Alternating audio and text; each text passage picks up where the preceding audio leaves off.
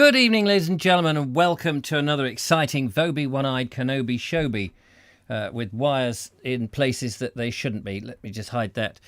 Welcome to another exciting Vobes show with me, Richard Vobes, on my own tonight, ladies and gentlemen. Not quite used to being on my own. Normally there's the lovely Julia to talk to, whether she's here in the flesh or whether she is over there in Lancing. But not to worry. I had a few technical issues tonight, so I'm hoping that everything is actually going out and that you can hear me.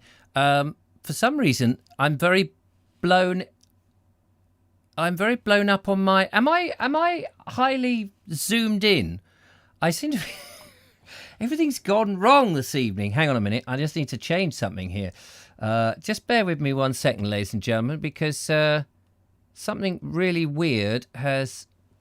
Oh no, that's quite right. That's right. I seem to just be a very big head. Is that what's coming out to you? Am I not exposing half the programme? It seems very strange. I don't know quite what it's like. There's a gremlin who's come in and it's all okay this end. Looks fine to me. Evening, Richard. Looks fine here. You look great to me. Okay, so if I get this... Oh, there's never enough bloody cable on this. If I put my thing on here, the image, can you see this over here? Look, it's just a big microphone and me coming on my screen. I don't know why that is. Why would that be there? When actually it should be, oh, I don't know whether you're seeing that. It should be over there. Normal, if that means anything. It's very discombobulating. Firstly, the audio went skew-if. Now the picture just seems to be very big and unusually large. I've got to just check it on my phone to see if the stream is going out as it should be. Hang on, bear with me, ladies and gentlemen. This is so unprofessional. Now I've got to see if it's actually broadcasting. Oh, here we go. Going out as it should be. Oh, yeah, there we are. Look, it looks all right.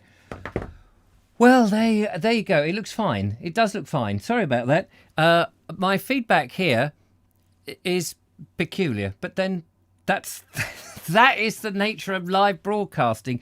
It's never the same show twice, which is very irritating. Anyway, hello, welcome along. It's lovely to see you. I'm going to ignore that. Please let me know if we get buffering, because we had a bit of buffering earlier today. Right, let's see who is out there, and let me just do a few quick hellos. I'm hoping that everything is going to be working all right. Let me just see. Participants, here we go. So, hello to Robin, Adam Roberts, the lovely Andrew Norris, Bob Figg, Bonita Holland, Brainwash Chris, Kathy B, Charles Nagel, Clive Waterfall, Colonel Crag Ratty, lovely to see you. Connor's Dark Corner, Brave over... Dave, not Brave, I'm sure he is brave, but Dave over yonder. Nice to see you. David Mills, Dean Cooper, Ed Loud, Emily Champion. It's the champs! How the devil are you? Ernie Samet, Fiona Cooper. Who else have we got there? G Ramps. I always have a problem with that Gen Collie. Jen. Gen, G-E-N, Jen. I'm so sorry. Josephine Suter, the lovely Julia, of course. Kerry Baldwin, Linda Kay, Mark Burgess, Mike Donny McLeod, Marriott Genealogy, Mike Stevens, lovely to see you. Mother Nature, Nuki Suglass, Paul Cockrell, Paul Smith, Ramaboo, Rasputin of Artington, Robert Brailsford, Robin Jones, Ray, Sean Ford, and Station Master's Choice, Stephen Agger, Tall Paul Rodge, the Eastbourne Couple, the Beery Boater, and Tracy Strickland. Nice to see you. My goodness, sorry about that. That was a bit of an effort. And anybody who's joined us in the middle of that, I apologise for cocking it all up. Anyway, it's the ghosts that are upsetting you the other evening. Yeah, probably still haunting me. Good evening, says Mark Burgess. Lovely to see you there. I think I've got an email to reply to you. I've been a bit lax on my emails over the last 24 hours. It's funny, the show is growing, more participants, which is fantastic. 108 people watching. I've got to make sure I behave myself. And, of course, the Bald Explorer is going very well, which is fantastic, and that's growing. Of course, it means the amount of comments on both the YouTube platform and the Facebook platform is like lots to read, lots to comment back on, lots of hearts to put on, lots of likes to put on. And then there's emails that come in and lots of stuff, and I'm trying to arrange stuff which is great. I can tell you that something is coming. I can't tell you what it is. I've been in negotiation with somebody, and I cannot tell you. It's very exciting. Well, it's exciting for me. I'm hoping that it comes out to be what it is. Something is coming, and I get to have a go with it, but I can't say any more than that. But I can say a big thank you to Tracy and Linda Kane, who sent me some money for some walking boots, and I have purchased them, and they should be coming tomorrow. Oh my God, trying to find, I don't know if you've ever tried to do this. You go online, you think, oh, I need something like walking boots. And you put in waterproof walking boots. And because you can't go to the shops anymore, and we can't go in where there is a limited choice, but a good choice, but limited, so that you go, well, it's either that one or that one. Well, in that case, I'll have that one. That's great. But because it isn't that choice, you go online and it's like, well, you can go to all the well-known online resellers or some more obscure ones, or you can go to the places like Etsy and places like that. And the choice, oh my God, the choice is just too much. When you go online, the choice is massive. I want to talk about that in the show. Has the choice been too much? Also, I must write down in very large letters on this piece of paper that has show notes on it. Bread. I have my bread in the oven, and I am most likely to forget. I've been making some bread, and I'm most likely to forget that it's actually there. So there we go. So yeah, do you feel you're spoilt for choice? Have you had those problems? I want to know. When you're choosing something in lockdown, there we are. We can't go to the shops. We can't do the normal things that we'd like to do. And you go online and there's just so much choice. And when it comes to clothes, which is such a personal thing, isn't it? You want to feel the quality, you want to be able to touch it, you want to smell it, you want to feel, is it worth that amount of money? Or you want to try it on, don't you? And you can't do all those things. And do you buy stuff and then are you no good at sending it back if it's not right? Or do you just go, oh well, it was only 20 quid, it was only 50, it was only £500, I won't bother to send it back? Do let me know. I'll be interested to hear your thoughts on that. So let's find out. It's Richard Vobes, folks, says Dean Cooper. Thank you very much. Hello to everybody. Nootka says hello to Eastbourne. Fabulous. No teaching, sadly, which is grand. More platforms than Waterloo Station, says Robin Jones. Well, there are so many platforms, aren't there, to put your stuff on. Sorry, you lost the awesome hen. I'm sorry about that. I don't know what that's all about. Lots of talk about that and Eastbourne. I can see you have a gentle heart. Sorry, are you all... I do beg your pardon. I hope I'm not interrupting something.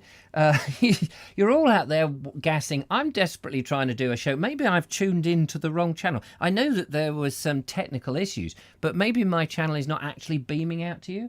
Sean says, yes, there is too much nowadays. Too muchness. Is there? Too much choice. I want to know your experiences. Linda Kane says, I'd rather wait till I can go to the shops if there's any left because everyone is buying online. That's true. Actually, I was trying to buy these boots online and there were some lovely choices. I mean, I'd say too many choices. But then I looked for my size and they were all out. And I thought, what is it? Are we in January? Oh, no, we're in February. It's the 3rd. Everybody's buying walking boots because these companies are completely out of stock. Either that or everyone's in lockdown and they can't make them. So I couldn't understand. Hang on a minute. This one, no, not in your size. Oh, well, that's that then. So move on to the next. Oh, not in your size. In fact, I threw my hands up in despair and I said to the lovely Julia, look, I've got to buy some boots. I desperately need them. Linda and Tracy have sent some money. I must do this quickly, otherwise they'll never send me anything ever again, or detune or whatever. Deplatform the Vobes is what will happen. That's what will happen. We can't have any of that deplatforming nonsense. So I said, and of course, the lovely Julia sitting at home with Joe on one side, Elijah on the other, and husband over there going, just a minute, I'm on a mission. Ding. Yeah, what about that one? Ding. What about that one? Ding. I mean, oh, great. So she gave me the choice of 3, and I thought, right, OK, I'm not going to look elsewhere. Which one is in my size? Well, they were all in my size on that particular thing. So I just picked the ones that I liked, and she said, oh, actually, I like those too. So hopefully they will arrive tomorrow. But of course, I'm hoping that the size I think I am, which I am for other shoes, will be the same size that they think is the same size as other shoes. Because, you know, size varies, doesn't it? Tuned into the wrong channel, says Henry's Adventures. I'm sorry about that, Henry. It can happen to anybody. Dean Cooper says, I had a work manager with me today and pointed out Richard's house and told him about Richard's YouTube channel. He said he had heard of me and he was coming to knock the house down. What? How dare he? That's an outrage. Nookie lost her hen. Oh, did she? Why did she lose her hen? That's very clumsy of you. Was it taken by... Did it die of old age? Did it hear about Captain Tom and go, oh, that's so sad, and with a broken heart it went? Or did a fox come? I need to know. Mark Stevens says, I bought Doc Martens shoes. Oh, I used to like that TV series. One of the few TV series is that I actually used to watch when I had a television, Doc Martens. Do you remember that? But he's talking about the shoes, of course. Online, from the maker, they were great. They weren't... If they weren't, you could send them back free and have a replacement. Can you send them back after 12 months? Or 2 years, 24 months? That would be good, wouldn't it? To be able to send them back after you've been wearing them. I did do that once. I said to a shop when I bought some shoes, I said, is it all right if they don't fit out or if there's anything wrong, can I send them back? And they said, oh, yeah, no, bring them back. And I said, all right, well, in about 3 years, when I've worn them out, I'll bring them back because they may have gone wrong in that time. And, of course, they gave me a wry smile, didn't they? A wry smile. Graham Cass says jigsaw puzzles have been selling like crazy, apparently. Yeah, that's interesting, isn't it? What has been selling more of than ever before? Jigsaw puzzles, board games, presumably, computer games, most definitely. What else? What else do you think has been that people have managed to sort of while away the hours in lockdown? I'd be interested to know. Dave over yonder says, your videos have inspired people, so it's your own fault. Yes, that's probably true. Yeah, they're all going out, which is a bit of a shame. But, you know, we do need people to go out. Mother Nature says, I bet you gave her a happy life, Nikki, not trying to be sad. Best wishes. Yes, that's true. Woody Jenny says, yes, Richard, online can be so frustrating. You're absolutely right. It is frustrating, isn't it? I just like going into I used to like going into shops. Of course, these days, you know, I don't like going in amongst all these people wearing masks. I do like to see their faces. I don't like, you know, I know there's a reason for it, but I like to see people's expressions. How do you know when you go in, especially as a shopkeeper, if there's a shopkeeper and they've got a mask on and all that, and you smile, hello, like this, you can't tell if they're smiling. This is what I find a bit insidious, really. There's a word you don't hear very often. Insidious. You know, because you want to smile when you come in and go, hello. And you want them to smile and beam and think, a customer, a rarity. Most people are online. It's lovely to see you. But instead, all you get is this sort of vague eyebrow raise, which you don't know whether that's of approval or disapproval, and then excuse me? Yes, I think it's over there on the left. Thank you. Goodbye. Yeah. So Bonita says, or Bonnie, sorry, Bonita. I keep saying Bonita. It's only because it's written there and I immediately just read the first thing I see. She says, yes, I've had the experience of feeling overwhelmed by the choice of food in shops after a trip to remote places. Absolutely. Well, there's too much food anyway, for one thing, but let's not go on to that thing. We did that on a Bald Explorer. But yeah, it's this overwhelming feeling that there is so much, and how do you differentiate what's good from the bad? How do you tell the quality from photographs? I know this has been a thing ever since the internet started. Since internet shopping was a thing, it's a photograph.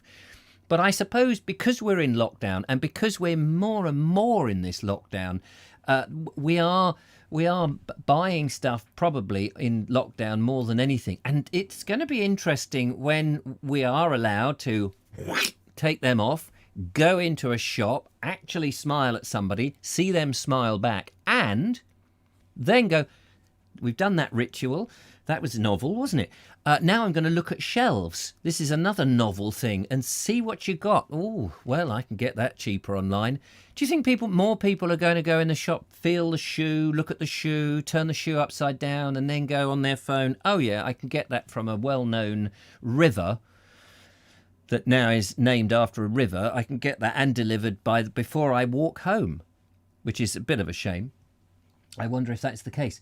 We love Dr. Martens, says Eastbourne couple. We do like Dr. Martens. Robin Jones says back to platforms. Back to platforms, yes. Dave Allen likes platforms, but mainly where the trains pull in at the platforms. Bread. Oh, yes, bread. Thank you very much. I must go and have a look at some bread. So we're going to go and play a video. That gives me a chance to go into the kitchen and make sure the bread is all right. And your voice is out. Well, it doesn't surprise me now. It doesn't surprise. Anything can be happening in today's show. The Gremlins have got into this. I've got this weird feedback where I'm incredibly big, which is a bit odd. Just before we went on air, I was signed out. It's just like before. It's suddenly, oh, you're signed out. It's like, now you tell me? This has been up and running for about an hour and a half in preparation as I've been fiddling around and sorting out stuff. And then just before you go live, this has happened another time. Just before I go live, it goes, signed you out. Then I get a message on the message board. Oh, nobody can see the comments. It's all hair raising. I said, well, I've got no hair to raise, you fine fettle of a thing, you fettle thing. So I'm sorry about Dave if my voice is out of sync. I could do a puppet show like this, and then instead of that, we'll whatever. Woody Jenny says, masks. I have hearing loss, so much harder here at people with the... Exactly. Nuka says, I'm struggling to buy Seville oranges. It seems everybody wants to make marmalade. Try one more place tomorrow. Yes, I would like to make marmalade. It was the same with bread, though, wasn't it? Let's face it, the first lockdown, everybody was making bread and you couldn't get any flour for love nor money. And so that was a shame. And then, of course, now you can get flour because everybody's thinking, done the bread thing, got to make marmalade. So that's interesting. Is it buffering? Audrey Forbes says it's buffering now. It doesn't surprise me. I think today's show is just going to be a complete and utter flop, but we're going to do the best we can. Right, I'm back. Did I miss a Richard rant, says Mark Donny McLeod. Oh, if only. That was being done pre-COVID. What was being done pre-COVID, says Linda Kane, Richard to Linda Kane, using words that dropped out of his mouth. Wig shops are sold out. Are they? Wig shops? Why? Yes, not that I'm looking for a wig at the moment. And shaking hands. When the arborist came round, yes, came round yesterday to check the oak trees, the first thing I did was stretch out my hand for a shake. Ah, mate. And did he shake back? That's what I want to know. Did he shake back? Dave says it's okay. The buffering is okay. Oh, that's good. Thank goodness for that. Where is the knitted mini, Richard? The knitted mini, Richard, is here. Of course, I could go and sort the bread out, and which I will do in a second. But I could just leave you here with the knitted mini. Would probably work better, isn't it, on the knitted mini cam. Here we go. See if that does it over there. And now to knitted mini. There he is. Is that better? Now you can't really see whether the voice is out of sync or not. He just needs to sort of be a little bit more animated. Yeah, well, you see, the trouble with everything is that it's all dreadful. I don't know what's going on here. It's bad news. It is bad news. Oh, he's just fallen over. Committed hairy carey. Hair colour is sold out, says Benita. Is it hair colour? Oh, what, because people are at home just dyeing their hairs. I suppose they could dye their hairs one colour every week. Ejector seat sales have gone through the roof, says Henry. Is that right? People at home just going, do you know what? I've had enough. I'm ending it all. What a way to go. You know, I'm ending it all. I'm sitting in the loft next to the window, the loft window, with my ejector seat I've just bought from a Harrier Jump, and I'm gonna set it off through the window in the roof, you know, the Velux. Is it Velux? The Velux window. Out they go. Oh, that's a great image. Thank you, Henry, for that one. That really is funny. Robert Croser says, did you get your highlights done, Bonnie? You've got to get your highlights done. Bonnie. I accidentally dyed it red, she says, during the first lockdown. Ah, flaming red. How lovely is that? And James DeWill says it's an improvement. Oh, what, the little character, him, is an improvement. Thanks, James DeWill. That's very kind of you. Cumbria is north of Lancaster.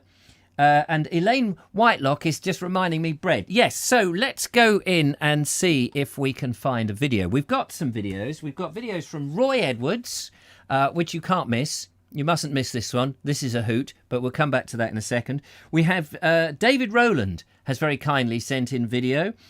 We have Mike with an update on his meadow garden, Mike Stevens. And Bernie is at the posh end of Eastbourne. And Nikki is making something that we all take for granted, but she is doing it from scratch. So I think we'll go and have a look at that. So yeah, this is Nikki doing something, hang on, let's find it, doing something we all do with something we all use, but I bet you don't use this version. It's amazing. Good morning, everyone. Can you guess what I'm going to be making today?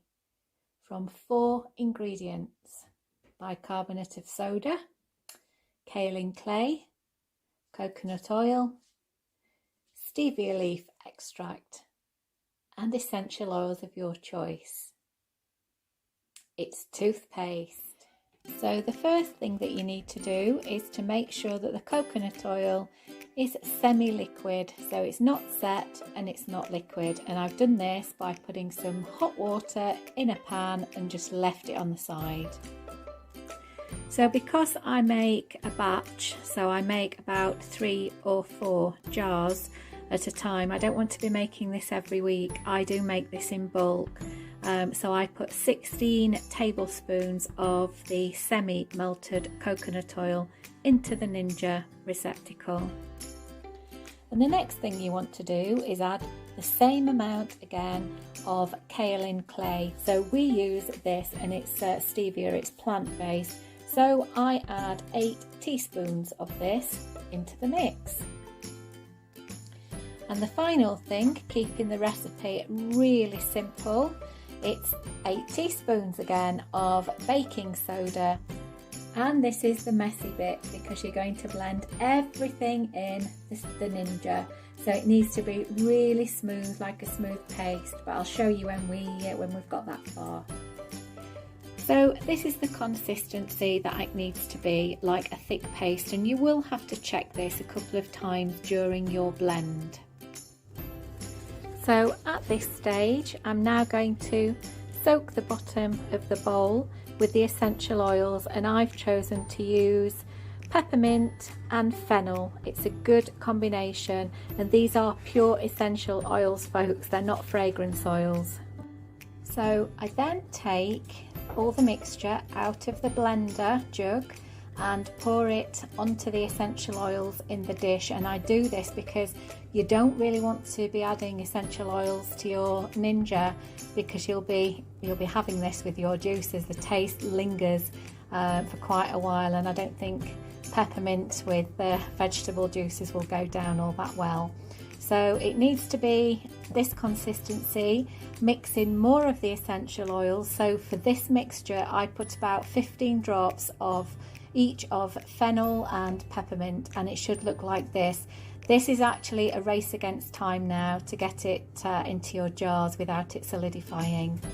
And here we are, folks, a 100% natural, human friendly, environmentally friendly, animal friendly toothpaste.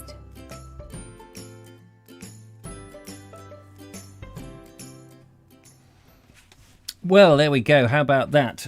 Wonderful, environmentally friendly toothpaste. Are you going to give it a go? That's what I want to know. Are you going to give it a whirl? Make a big pot of... I thought I might have a go of that. Bicarbonate of soda. I think that's the main thing that sort of smashes up the teeth. I remember, who was it? My sister, I think. When we were looking after my dad, when he had dementia and we were staying, and she had some strange ideas as well, but she came with this pot of bicarbonate of soda, and she just stuck it on a toothbrush, and that was all she used. I think that's all she's used for ages. But somebody else told me that if you use too much bicarbonate of soda, it can take the enamel off. And I remember my sister saying to me, what did she say to me? I'm just trying to remember. What did she say to me? She said, "Oh, who told you that?" And I said, "I think I read it somewhere." She said, "Oh, you read it somewhere, did you?" Unfortunately, all her teeth fell out the next week, which is... No, of course, I lied about that. Brilliant idea. Another sort of thing. It's one of those things we take for granted, and who knows what's in toothpaste. I used to joke that there was sugar in toothpaste, but it wouldn't surprise me if there was sugar in toothpaste. So, there you go. Anyway, I think I'm a bit overly loud, aren't I? There we are. I'll just turn that back down again. Fantastic stuff. I've been in and I've taken the bread out. Unfortunately, my oven today, for some reason, some days I just get these days where I just can't get the heat up. I do everything I can. Maybe I think some of the wood has come from outside and it's just sort of got a little bit damper than normal. I normally bring it inside and stack it, but I haven't had a chance to do that. So I'm going to make sure I do some of that. Probably tomorrow. That's the plan, because I get more time on a Thursday. But anyway, so there we are. What have we got here? David Keel says, "Well done, nice idea." Sensible Paul says it's animal friendly, so I can use it on my cat. Absolutely, just wash it all round the cat, will be fine. Back in the day, soot was used. Yeah, that's a good way of keeping your teeth clean. I suppose. I'd love to try that, but not sure what second ingredient was. Something clay. Yeah, what was the clay? What kind of clay is that? I know what's in toothpaste. Byproducts of the oil industry. Oh, that doesn't sound very nice, does it? There's China clay from Cornwall in the toothpaste. Oh, that's right. China clay from Cornwall. So it's Cornwall clay, is it? Sometimes they put saccharine into toothpaste, so always avoid that. No, the jumper looks fine. The jumper? Oh, good. Show us the bread, says G Ramps. I will in a minute. I put it in upside down.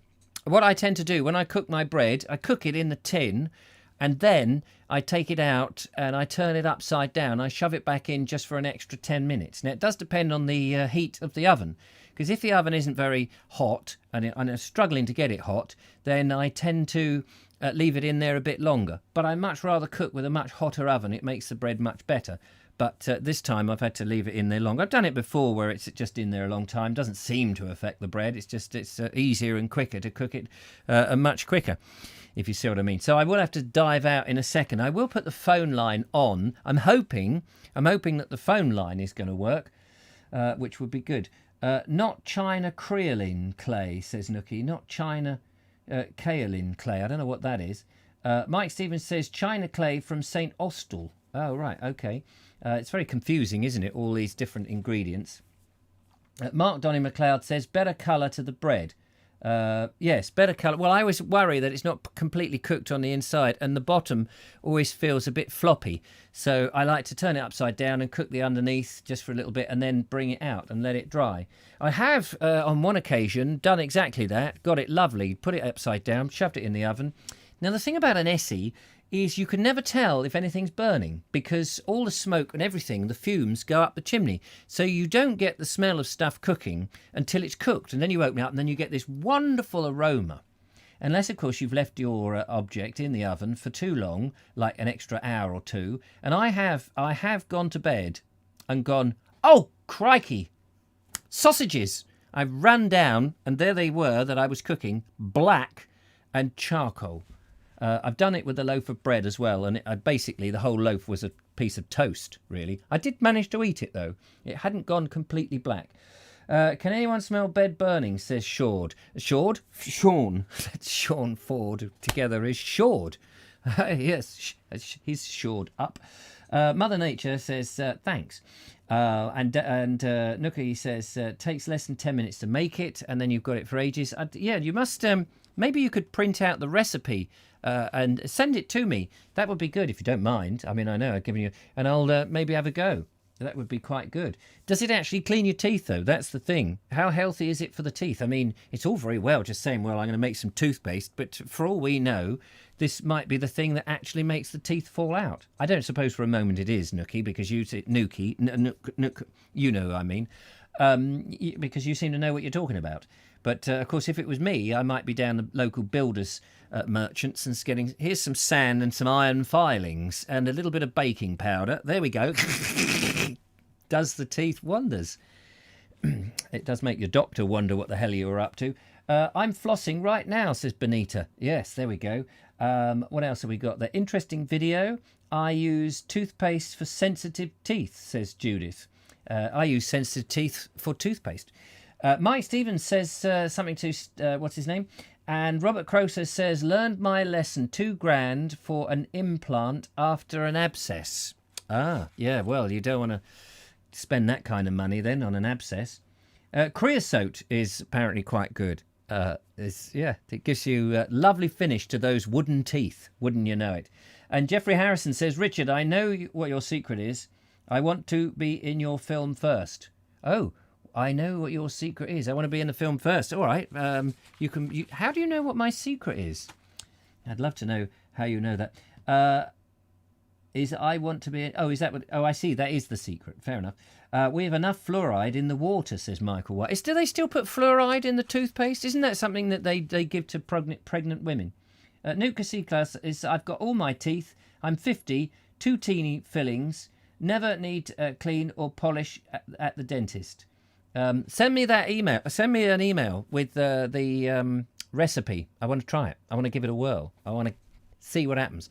I mean, I was, as a typical kid, I ate loads of sweets when I was young and have got fillings. But in latter years, I don't eat so many bad things.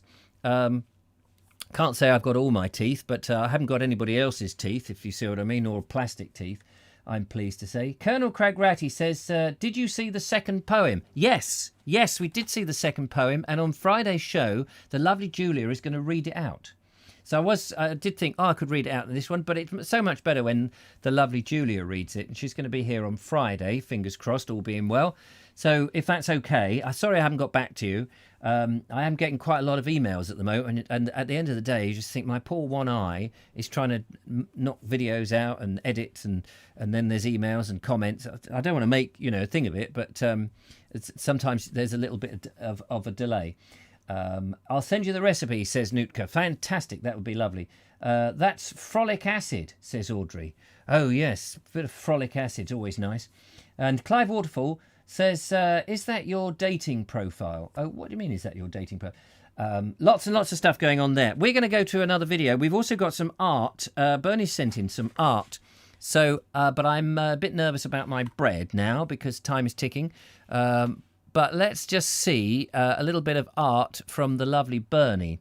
So what we have to do is we go into the art gallery and we do that like this.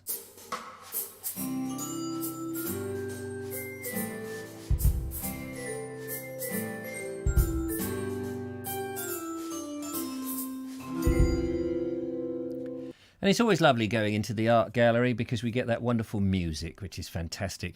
And there is a longer part of that music, which when I get my act together, I will be able to play it in underneath the art, as they used to do in Vision On. But I still need to get round to that. May not get round to that. We do know that now my son, by the way, and his girlfriend are moving out from the Vobes abode.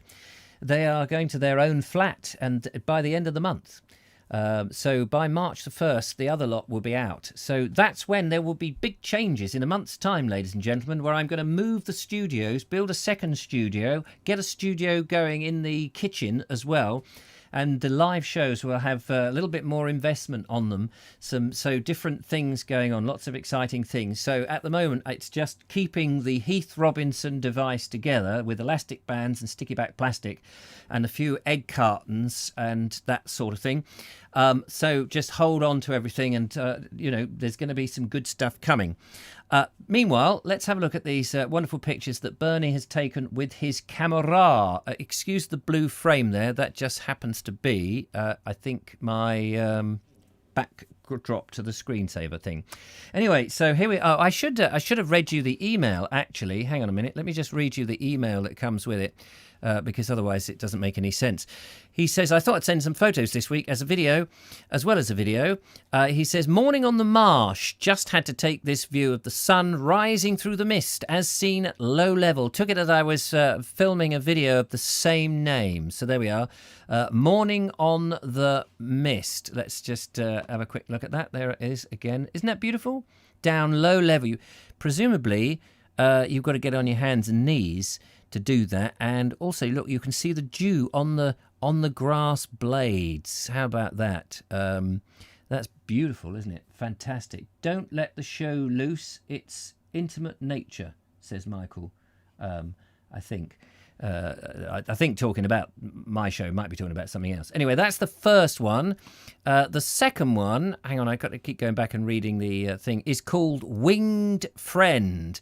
A cooperative butterfly gave me the chance to use my macro facility, which, I hope you'll agree, has a stunning effect. And by golly, it does have a stunning effect. Look at that. There we are, with a bit of macro technology. And what is that? Is that's a Red Admiral, isn't it? Is that an Admirable? Red Admiral? Fantastic. Look at that beautiful detail on there. Often when you're videoing, you try and set your camera up to capture these things. They're just an absolute nightmare because they do fluttery off. The final one here is back on the farm. I found this old photo taken in 1971. It's looking out from the front bedroom of a cottage seen in my video, clearly showing one of the trees I helped plant 13 years beforehand. The picture is looking towards where my car was parked in the video, and for those that remember it, clearly indicates the changes over 50 years. So let's go and have a look at this beautiful little rustic scene here. And there you go, look at that. Look, I don't know, there's something about those old rustic scenes that I hanker for, as you know, being a bit of a traditionalist. I do love all that sort of stuff. And I'm desperate to get in there and go back. If I could get a time machine, it would be so nice, wouldn't it? It would be lovely. I think I'm just going to pop my thingy up a bit. There we go. So that's marvellous. Thank you so much, Bernie. We do like these pictures. Please send more pictures in. Richard@Vobes.com. Send them directly to me and I will play them in on the show. Not only that, I will also play videos. And so Bernie has been out and about with his video, and he has got a video about the posh end of Eastbourne, which we will go and have a look at. So that would be nice. It's not a painted lady; they are more orange. Oh, you're discussing the flutterby there. Painted lady, a very large butterfly. So is it not a Red Admiral? Did I get that wrong? I always get things wrong. Coke and Surge sugary drinks. No. Lovely pictures, Bernie. Yeah, lovely pictures, Bernie. So it's not a Red Admiral then. People aren't agreeing with me. Looks 1930s, the black and white image. Doesn't it look lovely? It was a Red Admiral. There we are. See, I don't know what I was talking about. Right, Bernie, take it away. Posh end of Eastbourne. Point the camera too far at the sun, but you see the sun is coming up. Nice and bright there.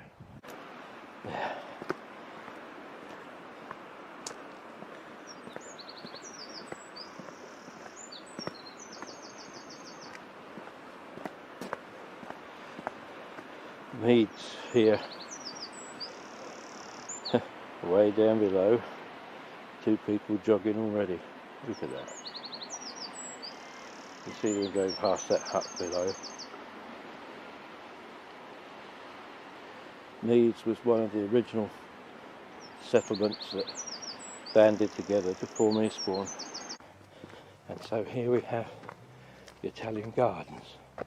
I'm not going to climb all the way up there, but you see there is a walkway around the top of it.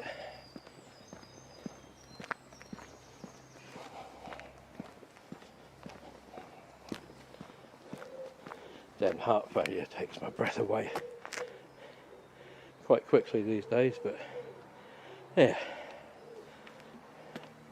Can you imagine sitting up there on a throne and getting crowned King of Italy? Spaghetti all over the place. You see these posh, very posh beach huts here.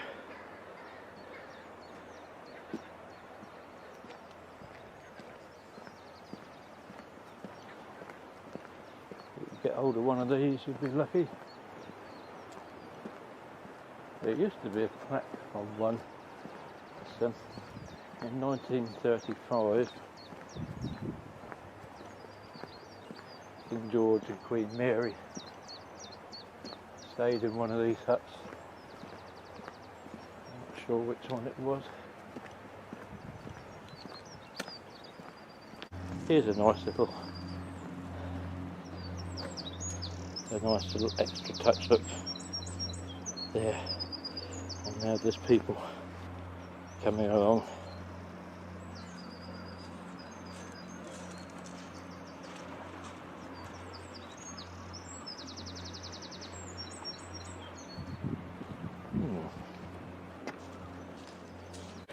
Closer look at some of this lovely blossom here.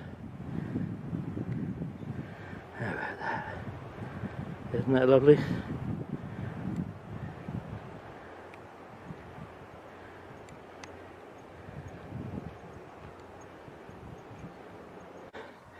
And amongst all of this, they have preserved the lovely old chapel. You can see it there. That's the only survivor from the original 1868 building now. That's Southcliffe Tower.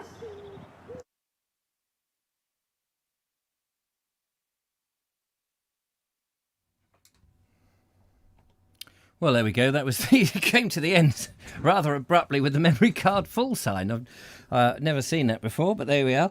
How marvellous is that? Thank you very much, Bernie, for sending that in. Lovely to see those posh starboard hole beach huts and all of that. I'm fairly familiar with Eastbourne on the sort of more mainstream side, you know, the bit with the hotels and the bandstand and all of that, and then further down where you've got the Redoubt Fortress and all of that, but not familiar with that little bit. And I have been down on the Crumbles, where in 1930 there was a murder of a young woman whose name, Sophia... No, what was her name? That's a different murder. And I did a murder show about it many years ago. Followed in the footsteps of these two blokes who seduced this woman and then bashed her over the head. What horrible people they were.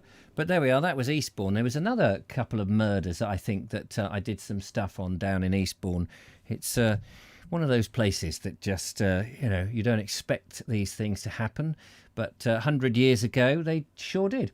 Anyway, lovely to see that, Bernie. Thank you so much. Do keep sending those videos in. I have been to the Essie. And blessy the Essie, I've gone there and I have now managed to, if I can get to the right camera button, here is my loaf of bread sitting here. Now it's very hot. It's on a tray, which is, it's cooling down now. It's cooling down, but here is my loaf of bread straight out. And I can tell you, ladies and gentlemen, oh, it smells lovely. It smells lovely. So I might even crack it open and put a knob of butter on. I always love that first slice because by tomorrow it'll be cool and gone, but it's absolutely delightful and delicious. So that's it. It looks very tasty. It's got a face. What do you mean it's got a face? Has it got a face? Where did you see the face? I'm not quite sure where it's got a face. Lovely video, Bernie. Such a lovely day. Absolutely. Looks like a big potato. Thanks, Robert Croser. That's very cruel of you. What a mean man you are. The phone lines are now open if you wish to give us a call on 0793 474 6790. And I want to know if you have been overwhelmed when you've been buying things online. Any other comments about the videos and stuff like that? Have you been making anything at home, like homemade bread or toothpaste, which is an interesting novelty for sure. If you make bread, make sure you get a face on it. That is nice. It's a shame we don't have smelly vision at the moment, but you never know, one day. Is this with ascorbic acid, Richard? No, I've got no artificial acids in here, ascorbic or otherwise. This is just the only ingredients in here is tiny bit of sugar, tiny bit of salt, yeast, and flour, special flour, nice flour, nice nutty flour. I thought Eric was half a bee. He's half cut, I can tell you. He thinks he's been on the whiskey or something down there. We have a phone call. Let's find out. Now, let's see if the phone is actually working today, because everything else seems to have gone a bit haywire. So let's have a look. Hello, caller. Welcome to the Vobes Show. It's Henry. Hello, Henry. Hang on a minute. Why can't I hear you? I have no idea. I can't. Hang on a minute. I can hear you vaguely, but vaguely is no. But vaguely is no good. Can you hear me, Henry? Yeah, nobody else can hear you at the moment. Hang on a second. Why is that? See, this is really weird. The whole system. It's as if someone's been in here and fiddled with the knobs. Hang on a minute. There's only one way I can do this at the moment. I don't want to lose you. Where is the loudspeaker? Hello? Hello. Yeah, I'm still here. Yeah, it's all there's that noise. Oh, you've taken your headphones off, but then that probably happened a few seconds ago. Yes, I'm now holding the phone up to the microphone so that Yeah. people can hear you. Okay. Because I don't. In fact, I can unplug that altogether. Because I don't know why. Everything's gone a bit hokey pokey here. Oh, well, it's just the world as it is. It seems everything's a bit like that at the moment. But Yes, I need masking tape. Somebody says here to write down the name of each channel on it. I don't know what they're talking about. So how are you, Henry? yeah, all right. Just sort of getting through lockdown. Going out for a walk every day, trying to keep myself amused. Yes, if you've been. Some days you go out for a walk and think, oh, this is boring. I've walked around here so often lately. Then other times, I don't know, I managed to I might just walk a little bit further. Today I walked over to the next village, Fulmer, so quite a long way, but wandered over that way just to make things a bit, more interesting. Well, actually, when was it? Monday, I had a bit of fun, and you could probably only do this in lockdown without possibly getting into trouble. I don't know if you find the same way you are, but the local golf course has basically turned into a big public park. Have you noticed that at all? We do have two golf courses here in Worthing, and they're right at the foot of the Downs. So I don't think people are really going on there because they've got the Downs to go on. I see. Yeah. Yeah, I suppose because we haven't really got anything like the Downs. We've got, between Chalmont St Peter and Chalmont St Giles, there's no golf course, but that's basically turned into one massive long linear park. And then the other side of Chalmont St Peter, there's Chalfont Park. It was a stately home once, and it's got a couple of footpaths through, but the local golf course, because it's sort of quite surrounded by a residential area, it's basically become a park. Right. So I've been, walking around there, and you see loads of dog walkers, and the people who run the course don't seem to mind. I've never had anything saying you can't do that, but to one side of it there's a huge scout camp. Now I used to, when I was in the scouts, we used to have our scouts up there, so I used to, we used to play games in the woods and everything that belonged to the scout camp, and I've often thought I wouldn't mind going and have a look around the woods, but I couldn't do it in normal times because I don't really want to be wandering around the woods where there's loads of children that are free to safely wander around. Well, along the bottom, I saw these men putting a fence up, and then I got to a point where there was a complete hole in the fence. I thought, right, it's now or never die. Go and reminisce. Yes. So I made my way into the woods. I frightened a couple of deer. So it's quite busy in some areas, but then this area was quite deserted. And as I got deeper into the woods, I find they've got a whole, like Go 8, but not actual Go 8, but one of them like a big high wire. Yeah. Yeah. I was thinking, God, they never had anything exciting like this when I was in the Scouts. So I was sort of, tempted to have a go. It all. I didn't. There was one that was about a foot above the ground. I walked across, but then they got, high, and without safety harnesses, I thought, no, that would be a bit silly and dangerous. And also, no, if I did fall, no one would probably know, because there's a footpath that goes through the site at the top. There's always people around the top. And you sort of wonder, and they always seem to be working. You're never quite sure what they're doing, but I was aware of these probably 4 men working on this fence down the bottom of the site. Well, as I was looking around, I could hear their Kubota coming up the hill, that's a wooded hill valley that sort of goes up. So I thought, right, I don't, they're probably not going to say a lot, but I'm just going to hide. So I hid behind some bushes, and they went past. And then just as I came out, I could suddenly see a few more walking, and So I hid again, and as they continued up the valley, I was sort of following them, but I was hiding from tree to tree, just trying to make sure they didn't see me. So I was basically, we used to play these wide games in the Scouts. Yeah. They didn't know, but they were playing a wide game with me, and then after that I got to sort of the other side of the site and thought, right, I've had my little reminisce, and I think I'm going to get out and walk where I'm perhaps supposed to walk rather than not supposed to. But I thought, yeah, if I don't do it now in the lockdown, it would be a bit odd to try and do it any other time ever, probably. You know? Yes. So, yeah, so yeah, you can do. It sort of has its uses. You can do fun little things like that. I'm gonna get out and make a few more videos because I've made a few indoors and they haven't gone great. So I've just sort of been looking through all the walks a bit more. You know, just trying to find anything that might be of interest that I can get out there and make a video about. Oh, I know. Tell me about the struggle. Tell me about waking up and going, oh my God, what can I do a video of today? One gets quite desperate.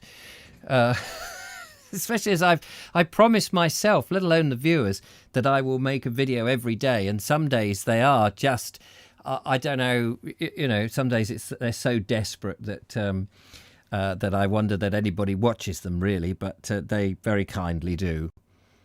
I mean, I get a few watching them, but, you know, some, like with my project of visiting every miniature railway, which I can't do at the moment, yes. I put them on and I don't have to worry. People watch them. People yes. Which is quite nice. People seem to have embraced that project and look forward to the next one. But you sort of think, well, I can't provide anyone with any more of those sort of videos. So I'm kind of, I mean, I've been in a few abandoned houses. I mean, that's kind of a sort of a way of me saying, look, this is really, it's this or nothing. But now I've been in the few abandoned houses there are in my area. There's one other massive one that's got guard dogs, so I'm not going in there. What, you mean you're not going to get mauled to death for the benefit of your viewers? I don't. Yeah, it might make an interesting video. I wouldn't mind. You know, I don't mind the sort of, you know, being told off. No, you can't come in here, because I pretty much get similar things. You go to a railway station, you get a security guard come and harass you for looking at trains. You know, the moment they see someone with a camera, they. Yes. You know, so I'm fairly used to, you know, doing what places I am allowed to go. You get people sort of interfering in a sort of negative way. So I don't mind that so much. But, you know, if they have a dog with them, thankfully, these irritating security guards you get at railway stations, they don't have dogs with them. I mean, yes. I think they're just bored and they just feel, oh, someone with a camera, let's just go and make a bit of a yes. situation out of one of them. Yeah, but without going too much into that, you know, they don't really, you know what they're talking about. They just like to tell you can't take pictures. Half the time I tell them I can and they back off. But, and what are they going to do? They can't take your camera or your phone off you. So no, there was one, I was at an underground station once. Well, it's called Essex Road. It's a funny station. It's in London. It's underground, but it's not actually part of the London Underground network. And what they'd done, I was talking to an old bloke who lived in the area, and he pointed out to me that you could see some of the original tiles where they were refurbishing, and they'd exposed these tiles that hadn't been seen probably since the 1960s. So I took a picture, and the security guard comes on and goes, "What's with you taking pictures of the tiles?" And I explained to him, you know, that they're old. And he said, "No, that's not what I meant." He said, "You're not allowed to take pictures." I said to him, I said, "Well, I am." And he said, "You need to have permission." And I said, "To have permission where to take pictures?" He said, "Anywhere in London." I said to him, "You haven't got a clue what you're talking about." He said, "No, you have to have a license to take pictures in London." I was just like, you know, you're making your story sound less and less believable. I said, "What about all the Japanese tourists?" He said, "No, they all have a license." I said, "No, they don't." I said, "Just stop talking rubbish." And, you can imagine it. They're all queuing up to get a license to take pictures. Yes, it's so ridiculous. Well, the funny thing was, I just made a video about, you know, because what happened, I made the video, I was on the train, so I started the video on the train on these Class 313s that were due to be replaced, so it was a point of going on them, got out of the station, and it's a bit like going around an abandoned station. It's a very strange place. So I made a video walking around the station. I'd gone out onto the street, and it was when I came back in that this this bloke up on the street saw me finishing the video, and he asked me what I was doing, and he said, "Oh, I'm catching the train. I'll point out these tiles." So that was when I took the pictures, and that was when the bloke made a fuss. I said to him, "Oh, and by the way, I have just made a 10-minute video which is going on YouTube, and I'm not taking that down." So that's been one of my most popular actually. But yeah. Well, you see loads of these videos where people are having confrontations with policemen, and they're filming them, and they don't stop them from. They might say, "Can you not film?" And say, "Well, you can't stop me," and they can't if you're in a public place. And I mean, okay, railway stations might be able to say, "Well, this is private," but it's not like you've turned up with a film crew. If you're just using a small camera or a phone, I mean, how are they going to ever police it? Well, you see, the thing is, at the moment, I basically don't go to railway stations unless they're unstaffed, because I know what their latest excuse was. It'll be, because of COVID you can't film. You can just imagine they're going to use. Yes. So So if I want to, I put a mask on my camera. Is it all right if I use it then? It's yeah, it pretty much seems that way. But no, I just kind of try and be discreet. I don't go to any staff stations, and if I try and film from the line side. Yes. But there's not much to film anyway, so there's not like there's going to be any steam trains passing through. No, that's right. Yeah. But it is funny. People do. I mean, in this day and age, it's like, well, when you turn your CCTV off, then I'll turn my camera off. Yeah, well, that's the thing. All these security guards and police officers, they all film. They're all filming us. So yeah. I mean, thankfully, I've not been in the situation where I've had to record. Hopefully, I won't. They more just come along. Like this bloke I was talking about. They're pretty harmless. They just want to basically have a little argument because I think, to be fair, they're just so bored. They just want to brighten up their shift. Yeah, but maybe you could just say that you're from British Rail's head office or something. Some make-up. Well, you'd know the terms. I'm from South East, and what's the name? It's like, oh, I beg your pardon, and then they just leave you alone, wouldn't they? If you suddenly sound like you've got authority. Yeah, but you can. There's certain things like I was at a National Trust property once, and there was a lake. And there's a code to the boathouse. And I was thinking, if I could pick the code and I got in the boat and went for a row around the lake, would anyone say anything? Because they'd probably think, oh, well, if he knows the code to get in, he must be, official. Yes. Oh, absolutely. But I probably wouldn't have gone that far. I might have tried. If I'd opened it, I might have gone in and had a look. I did once a few years ago. I had a key on me, and I went to an abandoned building, and couldn't believe it. The key I had on me just happened to open it. Good God! This was, those Chubb locks. Yeah. Yeah. So my friends and I, we had a wander around this abandoned building, and I thought if anyone says anything, I said, "Well, I've got a key to it." So, I've got a key. So. But no one did. Well, we had a wander around. We locked it up afterwards and left. But I said for a joke, I'll try my key, and to my amazement, it opened it. Wow, isn't it? Surprising what happened. It is amazing places that you can get into. When I used to do my wacky waiters routine and be employed, I used to be employed as entertainment to be a spoof waiter. So you weren't a real waiter, but you looked like a waiter, and then you started to do silly things. And so people then started to think, hang on, that bloke's a bit odd, but they didn't know because you had to be quite subtle. And I must talk about that in one of my videos at some point. But anyway, the point I was going to make is that when you're dressed as a waiter that looks like any other waiter in a hotel, you can go anywhere and nobody asks you what you're doing there, because you just, especially if you've got the sense of authority and you look relatively bored and you just amble along like these, a lot of these waiters are. And of course, if it's a more posher thing, then you just have a sort of certain attitude of being posh and you just don't talk to anybody. You can just make a beeline for anything. And nobody questions you. You could get into all sorts of things if you've got the right outfit, and that's why you get these burglaries, don't you? Where they're dressed as removal men or people in fluorescent jackets breaking into cars, and you just assume they're doing it so blatantly. You just assume, oh, well, they must be the owner or the AA or the RAC or something have come to assist somebody. And you could easily have somebody in ordinary clothes, somebody in a fluorescent jacket with a jemmy, and you're sitting there, and the bloke's sort of standing around looking on his phone or just asking questions, looking like he's nervous about getting in his car. And actually, they could be burgling it. Yeah, no, we had that. When I used to work for the National Trust at Attingham, there was a bloke who was stealing logs. And we walked right past him and he said good morning. And it's the audacity. He was loading into his car. And then the two of us, we said to each other, one of them, was a bit higher up than me. And he said to me, do you recognise that bloke? I said, I've seen him once or twice. I said, he's normally quite pleasant. Said good morning. And someone said, well, who said he could?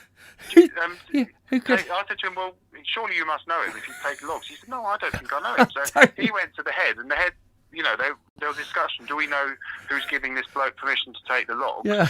And it turned out that no one. So what he'd do, he'd basically come to the property, walk around, find a few logs, throw them over the fence, and he always parked his car in a certain place. Yeah. And he'd just load his car up. So what we did, rather than confront him, we let him do it. So he would throw his log over the fence, and then we'd just send someone there, because it'd take him then 20 minutes to walk around the fence back to his car. Yes. We'd just throw the log back over the fence so it wasn't there. And he soon stopped his little game kind of thing. Yeah. We didn't see him after that. Oh, but yeah, I love he was very good at. I think he probably maybe had an SE like you and just wanted a few logs for it. Yeah. It was a good way of getting them. Yeah, it's how we do We it. were always chopping logs up. It's, so it's just how we do it. It's how we do it, Henry. You've got to get these logs from somewhere. The audacity. I love it, though. Good morning. Oh, good morning. How are you? Yeah, no, I'm fine. You just automatically assume if they're talking to you that it's benign. Yeah, exactly. Yeah.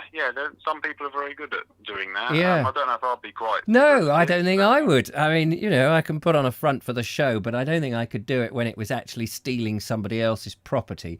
No. It's an outrage. But I probably wouldn't get away with doing this. I'll just quickly tell you this one. A few years ago, do you know Royal Holloway University? no, I don't, but people might, hopefully. Over near Egham. Huge, impressive. Probably the closest thing there is to Hogwarts. Right. Oh, okay. Not for what they learn, but as in, it's just a huge Victorian building. Yes. And you can go in there and wander around, and there's no one normally says anything. But one day I thought I'd have to get up onto the top floor, and I just wandered in, and I found my way up to the top floor, and I was sort of looking at the views and stuff. And as I was walking back down, I must have been on the girls' dormitory, and this girl came walking down the corridor with just a towel on. She had nothing on but a towel. She must be the old-fashioned, where they don't have an ensuite. Yes. She had been to have a shower, and I thought, I should get out. But she didn't give me the slightest least strange look, because all she knew, I was just a boyfriend of one of the other girls. There's 20 girls on that floor. She might not know them all that well, so... But yeah, now, being a little bit older, I was sort of student age then. I probably couldn't pull that one off. No. But it was so strange how... and then I took my partner there. I told her, I didn't mention that bit, but I said to her, you can get up and get good views. And we were doing it, and the boy came walking along in just his boxers. And she was like, why is he doing that? I said, well, he does live here. We're literally walking down his hallway. Yes. So, I probably wouldn't ever do that one again. But, no. Yeah, no, it's funny what you can do. It is amazing. Well, Henry, it's been lovely to talk to you, but I better go back to the show.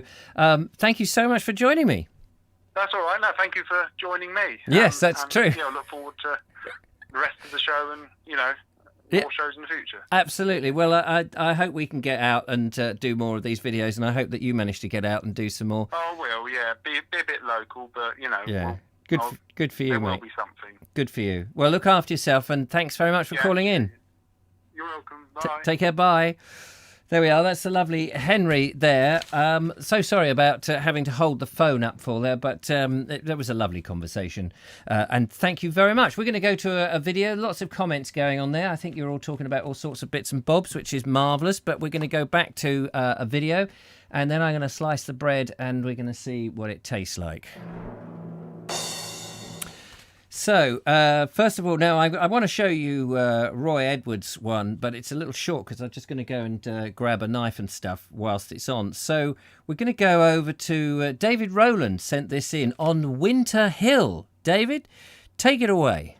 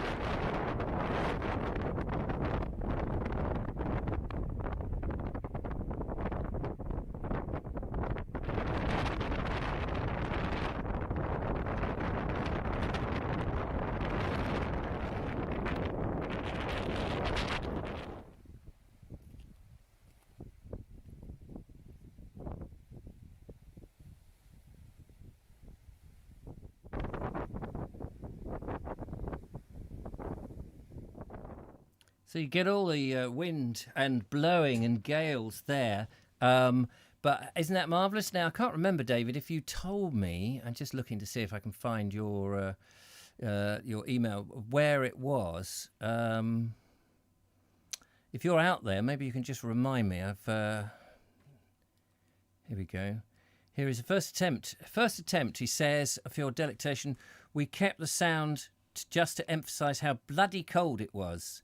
So that was David Rowland Mills. Sorry, David Mills. There we go. Sorry, David. I wrote it down rather hastily because I was having so many technical issues. So a big apologies, David Mills. Winter Hill in Bolton. There we go. Thank you. Sorry about that. Yeah, no, but look, very nice. I love those open, sort of big moorland places. I'm desperate really to get my van out to those sort of places and then wake up with that sort of view and make breakfast and see the sunrise and all those sort of things, and then go trekking somewhere and come back and have, roast pig or something. A sandwich, maybe a ham sandwich, which would be good. So there we are. Oh, on the hills, lad, says Mark Donny McLeod. There we go. Thank you very much for that. Good stuff. Where in Sussex says, it's good old Steve. How are you, Steve? Reminds me of the wind on Glastonbury tour. Oh, yes, we did have some wind up there. Not lob. Is that Bolton backwards? Very atmospheric, says Mike Stevens. And huge back garden you have, Robert, says Andrew Norris. Yes, he's always doing that. And the Eastbourne couple says, we have just WhatsApped you. Have you? You've just WhatsApped me. Oh, marvellous. Let's have a look. See if you have. I don't know if I've got WhatsApp on this phone. Yes. I don't think I've got. Have I got it?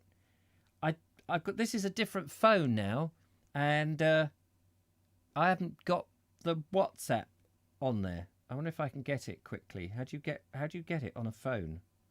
I don't know that this. Hang on. Oh God, no! Later, Play Store. Can I get it? Sign in. I haven't signed in. That's why I haven't signed in on this phone. I didn't want to sign in. I just wanted the phone. Yeah, I can't get your WhatsApp at the moment. I need to fiddle about with that. Very quickly, ladies and gentlemen, time is ticking on. I've got a couple more. Whoops-a-daisy, couple more videos. I want to just see what this bread came out. Seeing as you forced me to go and have a look at it, here is the bread. It's still nice and warm. Sorry, wrong camera. Still nice and warm. I've got a little bit of butter here. So I'm going to get the crust off this. Like that. Oh, look at that. Doesn't that look nice? Can't see any steam coming off it. That does smell nice. So I'm going to butter that and have a little tasty. Why don't you? Oh, doesn't it look nice? Now this is with flour. Where is the packet of flour? It's kind of a mix of two different types of flour. One I think is I'll have to get the packet and have a look. I'll get the packet in the next video. And bring it in. But there we are. Look, buttered, ready to gobble, and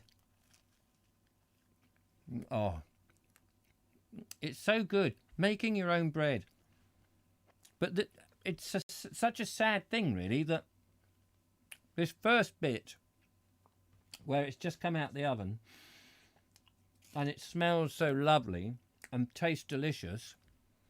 Tomorrow it'll be all stone cold again.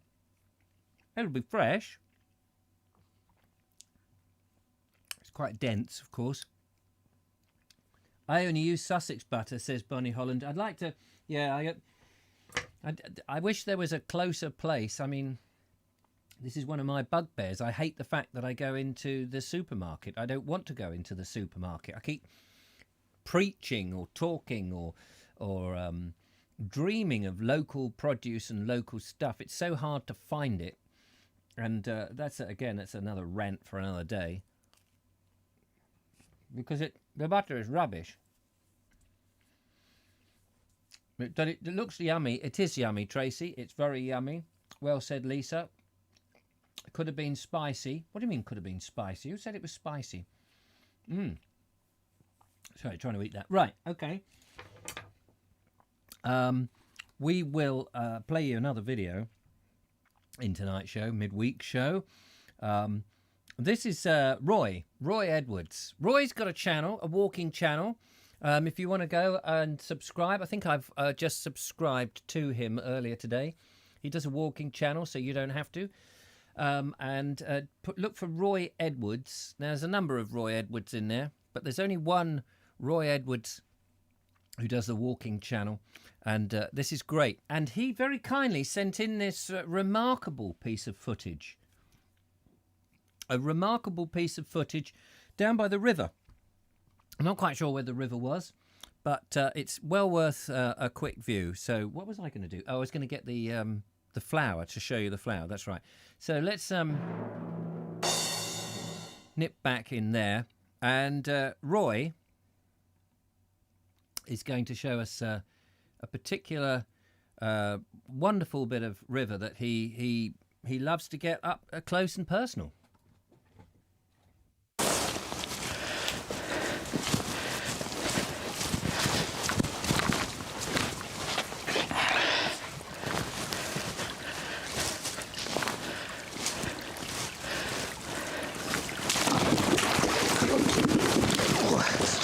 Shit, that one.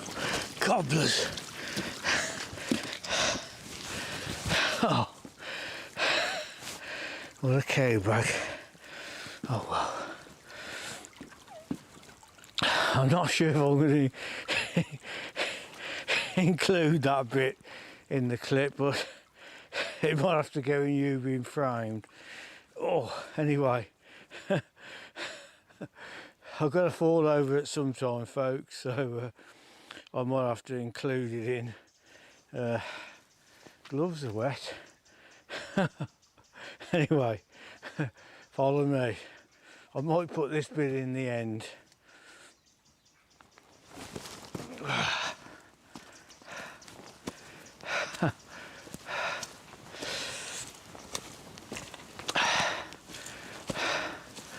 Yeah.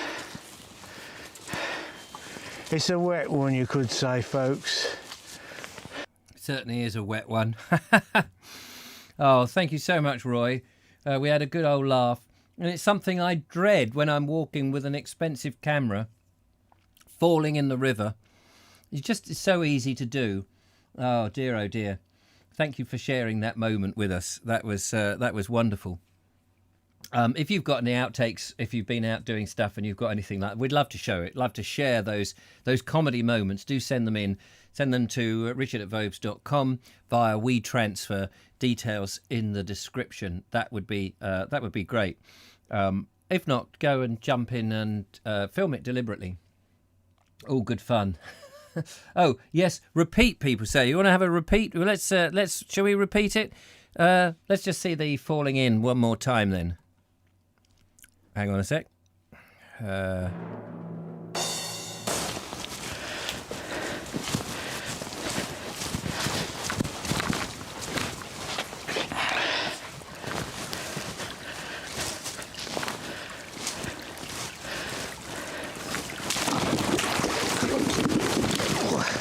Shit, that one. Cobblers.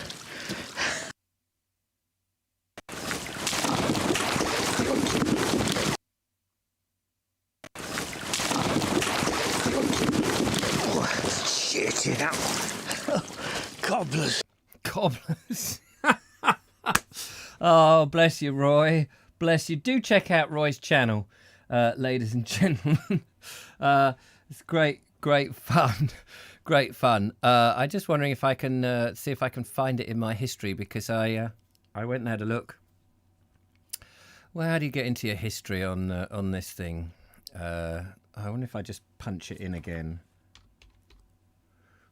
Roy Ed Woods. See if here we go.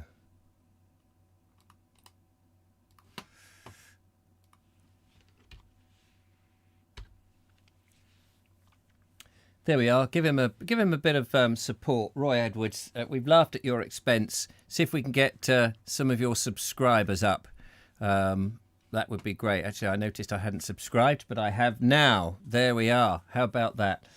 Fantastic. Colonel Cragratty says, I fell 50 foot down a winter mountain in Scotland a few years ago and had to do an ice axe arrest to stop, but no footage of it. Oh, that's a shame. Actually, we meant to get some more of your footage out, actually, because you sent me some. I'm not quite sure what I've done with it at the moment. I wanted to show everybody the flour, just for the sake of interest.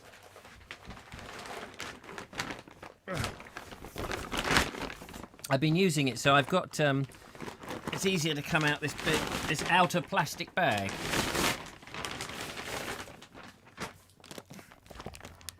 So I've got here Norfolk Crunch from Haygates. It's a bread mix. They say it's a bread mix. It's only flour. There's nothing else in it. But it's a mix of... forget where it is. No added salt. Just the flour. Somewhere in here it does say what's inside it. Gives you the recipe. It tells you how to make it. Ingredients is...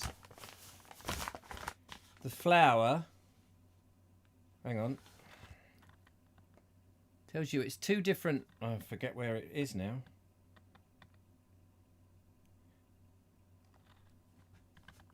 Malted wheats. It's a blend of flours and malted wheats forming a strong flour base to make a brown loaf with a nutty texture. Yeah, it's very good. And I can tell you, the bread tastes delicious.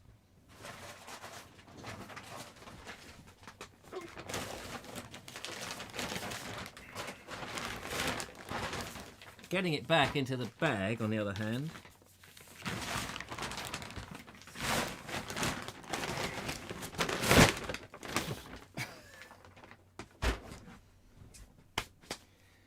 Yeah, I just got covered in flour then. All good fun.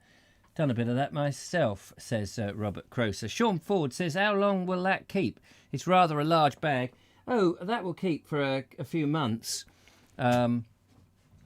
It's very good actually. I don't know how long it will keep, but I bought a bag, a 16 kilogram bag like that. Makes about 36 loaves. It makes 36 loaves. Still got a few more of these. Oh, sorry. Hello? Yes? Oh, yeah. He wants some money. How much money do you want? You want all the bread, do you? Oh, okay. Are you after the dough? Right. Fair dues. Eastbourne couple say flour power. Just think, Richard, says Rammy Boo, soon you won't have to hide your food away. Yeah, that's true. You won't have to hide it away. Yeah, I've got also... Oops.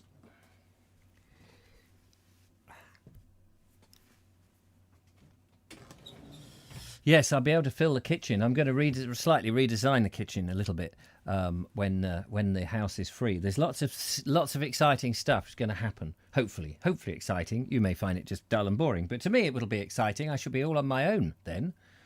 I should be all alone with nobody to talk to. I mean, I barely see them as it is, but when I do see them in fleeting glances, when it's like, how long are you going to be in there? Are you coming out? Oh, you've just taken all the hot water again. I've just spent all afternoon with the Essie getting the hot water, and you've just gone and nicked all the hot water, you swines. But it'll all be mine. I'm quite interested to see how much money I can save on the electricity, because in the winter they've got a 2 kilowatt fire going all day long. I won't have that expense. And then they put the immersion on for baths and things, or I'll heat up the hot water on the Essie, the wood-burning stove, and then in the middle of the show, like now, they would have had a bath, and I'll go, oh, stone cold. By which point, there's not enough time then for me to stick more wood on, reheat the things using the Essie, and have a bath. So I have to wait till the morning.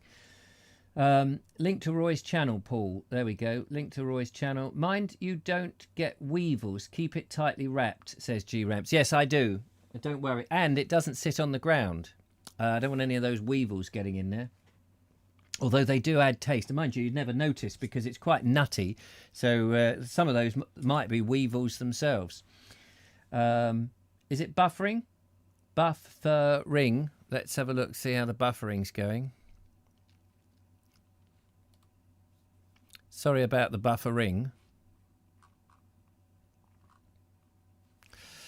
Ed Loud says, try and keep the flour in some sort of big tub to keep the air out, prevent weevils. I store mine in a sterilised mini wheel bin, usually. Oh, yeah, that's a good idea. I do keep it it's in 2 bags, and I keep it... How do the weevils get in there? How do you get... I'd like to know how weevils weave their way in. Weevils wobble, but they don't fail down. Exactly. But how do they get in? I've never had any weevils in them. So maybe we're weevil-free down here in Worthing. Maybe. Time for our last video of the day, which, let's have a look. We've done that. It's Mike. Yes, Mike Stevens. Sorry, Mike, to leave you to last today. But it is time for a garden update. You may remember Mike Stevens is planting a meadow in his front lawn. He got rid of all the grass and he is putting in a wildflower meadow. And it's very commendable because if I had a front lawn, that's exactly what I would do with it. I have got some of Andrew Norris's wonderful wildflower seeds, and my front garden is not much bigger than the table in this studio, sadly, but I have planted them, and I am hopeful that in when will they come up? March, April time, that starts to sort of pop up. And I've still got to put these in somewhere. I've got these that Anne sent in, and I've got to plant these in. They won't come up this year, obviously, but they may be ready for next year, so I've got to get those in as well. Need to sort out it's only a tiny bit of patch and it looks terrible out the front of the house at the moment, but I'm curious to see if my hollyhocks come up, which will be good for me. They're there. They are already there, says Dave over yonder. What do you mean they're already there? Who's already there? When I was 5, I this is Colonel Cronretti, fell into a boating pool in Worthing near Peter Pan. Oh, they built on it. My uncle had to wade in and rescue me fully clothed. Yeah, I took my kids to that paddling pool and the boating pool. The boating pool was fantastic. You could actually row boats on it. I remember that. Could we have one last Roy replay at the end of the show, says the lovely Julia. Oh, my goodness. Is Roy out there? Is he going to mind this? Hopefully he's got some more. Let's have a look. Roy Edwards. Have you got... He started with 283. Let me Yes, he's got a few more subscribers there. Thank you very much. That's very good. Flower Power. Get them in now, says Mark Donny McLeod. Get them in now. What do you mean get them in? See, sometimes I read these things and I have no idea what it's in connection with. Oh, get the plants in now. Get them in now. Oh, right. Oh, okay. Yes, I'll go and do it. Hang on a minute. No, I'll do it at the end of the show. I'm going to say the female weevil lays eggs on the outside of the packaging and the larvae burrow through to the food, says Mother Nature. Do they? Where does the weevil come from? Where do weevils live ordinarily then? I need to know about that. What? I mean, do they like the cold or do they like the warm? I've never had any weevils. I don't want any weevils in there. You've got me nervous now. I'm going to have to get myself a plastic. I'll have to go back online and order a big plastic thing. Oh, hello. We've got a phone call and everything. Hello. Hang on a minute. Hello, caller. Hello, caller. Welcome to the Vobes Show. Yeah, it's Roy. Hello, Roy. How are you? Okay. How was your dunking? How was your dunking? Well, it was it was a strange one that, because I was on a walk, because I've really got inspired a bit by you with your walks. Excellent. Oh, that's good to know. Anyway, what I've done is I've got the Ordnance Survey app, and I'm following all the routes around where I live. It's been great, because when you go on those public footpaths, you don't know where you're going half the time. No, that's true.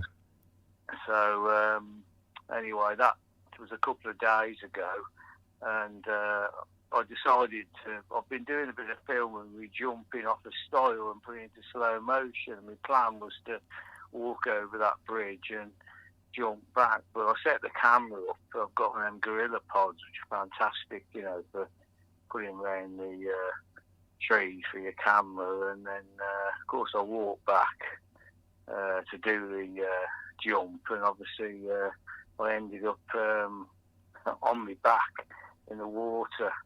You certainly did. Cobblers. Yeah. I don't swear very often, but... well, I'm not surprised. I was worried that you had a camera in your bag. Yeah, I did have one in my bag. I've got a spare one.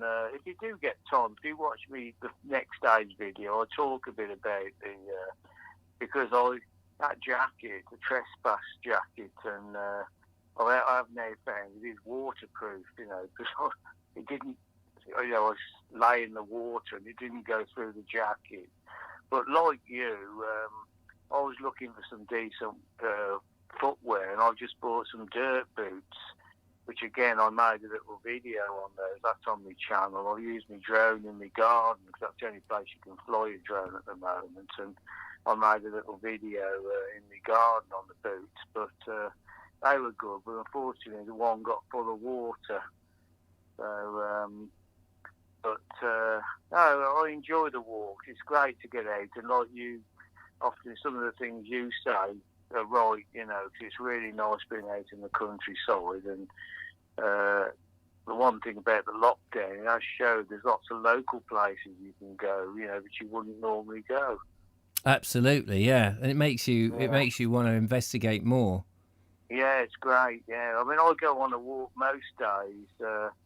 I've done one today, and I'm not sure if I'm doing one tomorrow. I might have something to do tomorrow, but usually, I usually do about 6 walks a week. You know, and I really enjoy it. You know, my job is photographer, but obviously with the COVID, all my Canon, I've got all the top cameras with the Canon stuff. I don't use them for the video. I use a Sony for the video, but it's good fun, and I've learned the editing as well. I've been watching your editing because I know all about Photoshop, but I don't know much about video editing. But I'm slowly getting there with the editing. I enjoy that. I go out for a walk, and it's nice to get back home and then spend a couple of hours just editing your clips and stuff and putting it out. It's great.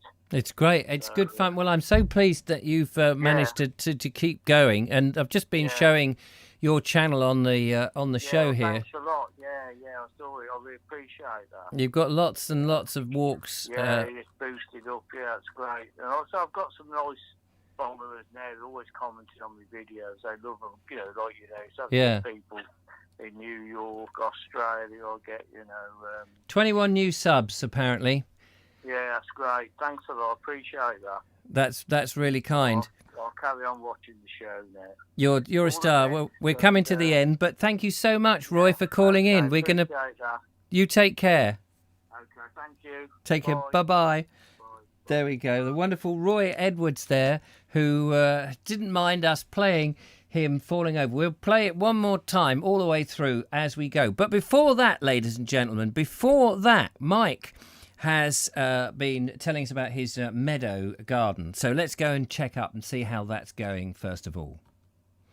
And of course, if I go into the actual place, we get it. This is a quick update on the front garden after a bit of work, tilling the ground. That's the hazel there, still growing. Not much change from the last update a few weeks ago. But now I put a bit more membrane down in the front garden, and you can clearly see the lavender growing there now. I hope to get a whole hedge here, and the other lavender is here. Hopefully I'll get lavender head coat down, but at the moment that's the head coat there, and the other one was a spreading lavender. So more weed membrane here now, covering more of the garden. and just dug up this part of the garden today. It's soon going to be February, and we could still have some bad winter frosts, so dug it all up so the ice can get in here. And I've also put a weed membrane down here, down the side, or the border here. Wasn't wide enough to the whole border, but that's no problem at all. There was a yucca plant there, but I've cut it down because of the spikes. I didn't want spikes near my head or anything. So as you can see, all this has been recently dug up just today. That's the Euphorbia mellifera, beautiful as ever. The zebra grass now has got tufts on the end. As you can see, these beautiful wispy tufts. Just focus there. There we are. And the grass there as normal. So this is Mike with the late January, February update from the front garden. The back garden is exactly the same as it was before. Good night, gentlefolks all. Thank you very much. Fantastic. Thank you so much, Mike. Good to see that. Keep those videos coming in, because we want to see the progress when all the wildflowers come up. There we go. It's coming on nicely, as Station Master's Choice so rightly says. Whilst Mike was doing that, I was a bit naughty. I wasn't paying full attention because I've just gone over to one of our online retailers there, and I'm just trying to find a suitable thing. And I'm wondering if something like this, a big container, it's 16 quid though, big plastic container, look at that. It big square medium, 4.2 litres. I don't know how big that is in measurements. Does it say? It says it's 24. That's 2 foot. 2 foot. No, wait a minute. Yeah, 2 foot roughly. So 42 litres. Will that get 16 kilograms of flour in it? That's the Tupperware box. Yeah, no, it needs to be big, doesn't it? Because it comes in big bags. Find a decent hardware shop likely to be much cheaper. Try Goring Hardware. Yeah, no, I wasn't going to buy it from there. I was just trying to sort of get a gauge. Davey Yonder says that's tiny. Oh, is it? It looks really big. Oh, I see. It's only like that big, isn't it? Doesn't look big enough. 24 centimetre, not inches. Oh, yeah, 24 centimetre. Oh, right. Yeah, that's a titchy little... 15 quid for something like that? That's an outrage. You need the next size. It's so difficult, isn't it? Difficult when you look at pictures online and you think, even though they give you the measurements, you think, oh, yeah. As it says, it's 9 inches, 9.5 inches, which is about that big. That's 9.5 inches. By what? 6 and a bit? What? So it's only that big. 15 quid. I thought it was like a massive bin. I'll have to nip over to Morrison's and see if they've got something. Home bargains. Do we have a home bargains? We don't have anything local, you see. That's the trouble. But you're right. Goring, what's the name, might have something like that. 9 inches high. 9 inches is only that. £15. You need a personal shopper. Or is that what Julia does or has on her business card? Yeah, that's... If only. The Range down the road. Oh, yeah, I could go to the Range. That's true. Yes. I wonder if that's open to public with, at the moment. Can you go in the Range? That's not really essential products, is it? I wonder if they're open. Maury will have some large plastic boxes. That's true. Home on the Range. Yes, anyway, that's something to think about. Thank you very much, Mike, for that. That brings us to the end of today's show. How wonderful. But before we go, I promised you, didn't I? I promised you a little bit of fun from the lovely Roy. Why is it... come on, you should be able to play it.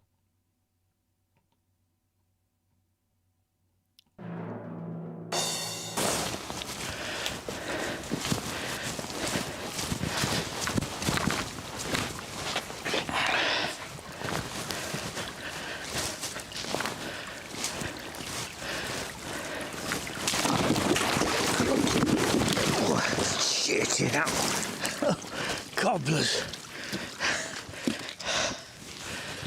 Oh, what a cow bag. Oh well. I'm not sure if I'm going to include that bit in the clip, but it might have to go in you being framed. Oh, anyway. I've got to fall over at some time, folks, so I might have to include it in. Gloves are wet. Anyway, follow me. I might put this bit in the end.